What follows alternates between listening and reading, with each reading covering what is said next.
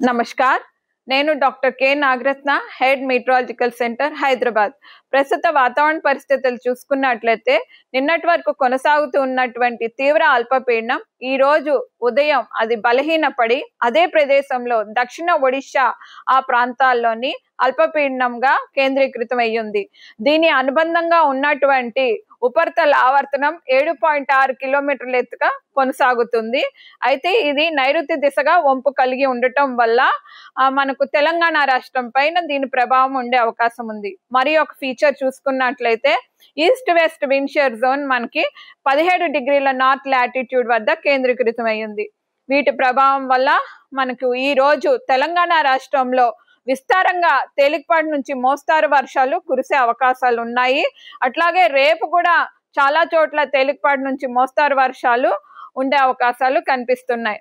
అయితే ఈ రోజు తెలంగాణ రాష్ట్రానికి రెడ్ వార్నింగ్, రేపు ఎల్లో వార్నింగ్ జారీ చేయగా ఈ రోజు తెలంగాణ రాష్ట్రంలో 4 జిల్లాలైనటువంటి నిజామాబాద్, కామారెడ్డి, నిర్మల్, జగిత్యాల ప్రాంతాలకు రెడ్ వార్నింగ్స్ జారీ చేయగా దాని సరిహద్దు జిల్లాలైనటువంటి వికారాబాద్, సంగారెడ్డి, మెదక్, రాజన్న సిరిసిల్ల, సిద్దిపేట్, కరీంనగర్, పెద్దపల్లి, ఆదిలాబాద్, కొమరంభీం, మంచిర్యాల్, ఇలా తూర్పు జిల్లాలు చూసుకుంటే జయశంకర్, భూపాల్పల్లి, మూల్గు, వరంగల్, హన్మకొండ, అట్లాగే ఈ మహబూబాబాద్ ప్రాంతాలకు heavy to very heavy orange warning జారీ చేయడం జరిగింది.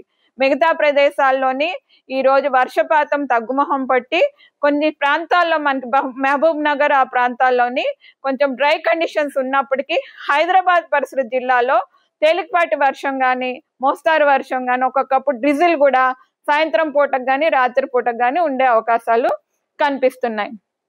ఇది మనకు ఈ అల్పపీడనం ఏదైతే ఉందో రేపు మనకు అది ఛత్తీస్గఢ్ మీదుగా పశ్చిమ వాయు దిశగా మధ్యప్రదేశ్ ప్రాంతాలకు వెళ్ళే అవకాశాలు ఉన్నందున దీని ప్రభావం మనకు తెలంగాణ పైన రేపటి నుంచి ఉత్తర జిల్లాల్లో మాత్రమే ఎక్కువగా కనిపించే అవకాశం ఉంది.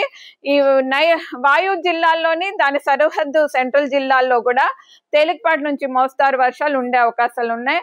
మిగతా ప్రదేశాల్లో డ్రై కానీ అట్లాగే లైట్ టు మోడరేట్ రెయిన్స్ కానీ కంటిన్యూ అయ్యే ఛాన్సెస్ ఉన్నాయి.